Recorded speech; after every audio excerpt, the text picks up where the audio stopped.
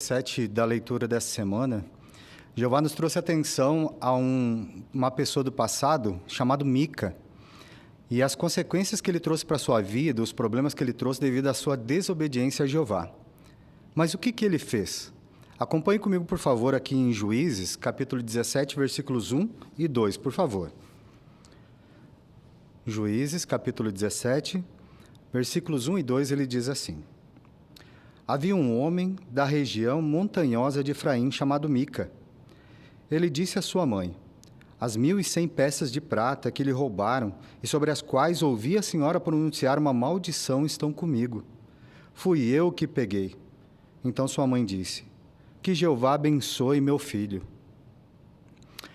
Apesar da resposta da sua mãe, Mica, na verdade, ele havia cometido ou violado o 8º dos 10 mandamentos, que está descrito em Êxodo, capítulo 20, versículo 15. Não furte.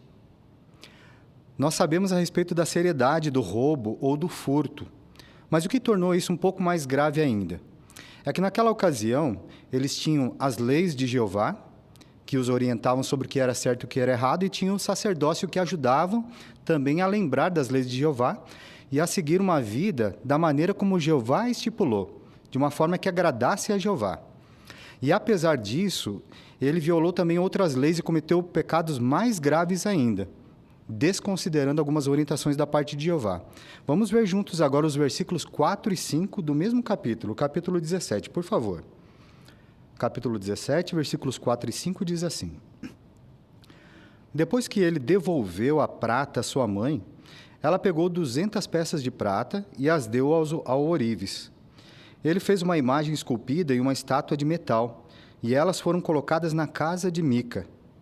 Este homem, Mica, tinha uma casa de deuses. Ele fez um éfode e ídolos domésticos, e fez a ordenação de um dos seus filhos para lhe servir de sacerdote. Esses versículos eles já mostram algo muito sério que ele havia cometido.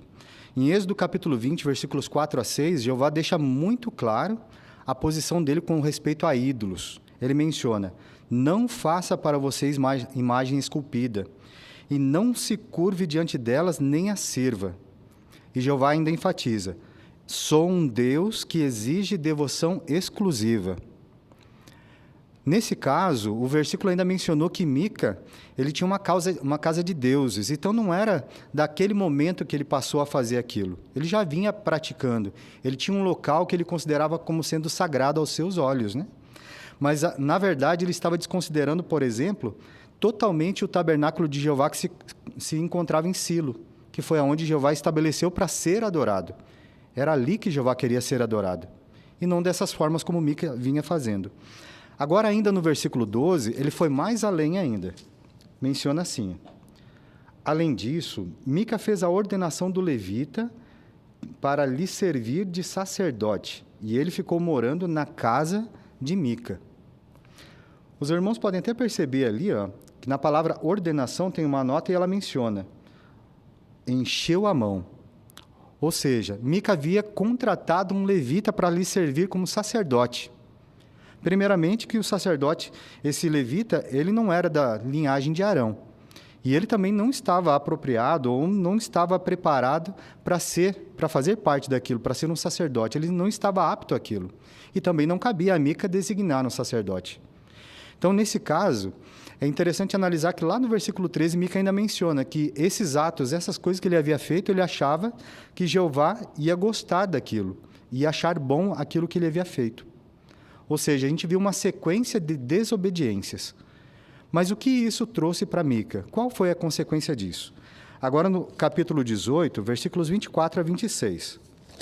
Capítulo 18, versículos 24 a 26, diz assim: Ele respondeu: Vocês pegaram os deuses que eu fiz e também levaram embora o sacerdote? O que me sobrou? Então, como podem me perguntar, o que há com você? Os danitas responderam: Não levante a voz contra nós, senão homens furiosos poderiam atacar vocês, e isso custaria a sua vida, e a vida dos da sua casa.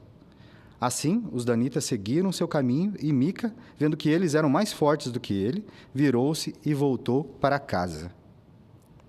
O que isso mostra? O povo de Dan, os danitas, eles haviam saqueado tudo aquilo que Mica considerava como sendo importante.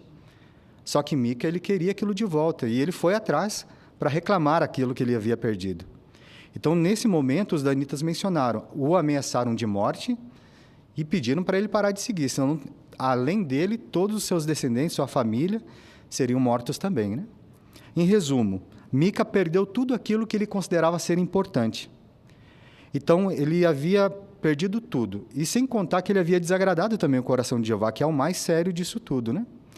Agora, com esse relato, a gente teve a oportunidade de ver como que esse relato mostrou que a desobediência ela nos traz muitos problemas. Eu vou pedir agora para passar uma gravura. Observem, por favor, a gravura que está ali nas suas apostilas. Como que isso pode se aplicar a nós hoje? Nessa gravura aqui de imediato, se a gente olhar por cima, a gente já percebe. Já faz uma pergunta. Será que era essa a vida que aquela mulher gostaria de ter? Será que era isso que ela planejou para ela? Agora, uma coisa interessante nos detalhes, por exemplo, o quadro que ela está segurando na sua mão. Ali ela está com um aspecto feliz, junto com as suas irmãs, em um congresso, talvez lembrando das muitas orientações e a época que ela era feliz quando aplicava aquilo que Jeová orientava para ser feito. Também um livro na mesa, mantém-se no amor de Deus. Talvez ela estivesse recordando alguns pontos que ela havia deixado de fazer. Agora sua vida estava assim. Talvez ela se envolveu em um relacionamento que não estava de acordo com a vontade de Jeová, já tem um bebê, sua casa está bagunçada, a pessoa que está com ela é entregue aos vícios, quem sabe ela mesma já está com vícios, né? E um detalhe interessante, irmãos, que na mão esquerda dela não mostra uma aliança. Talvez ela nem tenha se casado também com essa pessoa. Então imagine quantos problemas, olha o aspecto do rosto dela. Será que ela está feliz por ter desconsiderado as orientações de Jeová e seguido o seu coração, ou seguido aquilo que ela achava ser certo? É bem provável que não, né? Pelo que nós observamos aqui. Então, com certeza, esse relato ele nos mostra como desobedecer às orientações do nosso Deus Jeová, ele traz muitos problemas para a gente. Mas temos que nos fazer uma pergunta. Como obedecer a Jeová tem sido bom para mim? Agora, quando a gente parar para meditar nessa pergunta e a gente analisar, apesar dos muitos desafios que nós temos no dia de hoje, com certeza nós vamos perceber que Jeová tem nos livrado de muitos problemas e vai continuar nos livrando de outros e nos ajudando a perseverar sobre situações difíceis à medida que nós nos estribamos nas suas orientações, que é o Deus da fonte da verdadeira sabedoria e a pessoa que mais nos ama, o nosso poderoso Deus Jeová.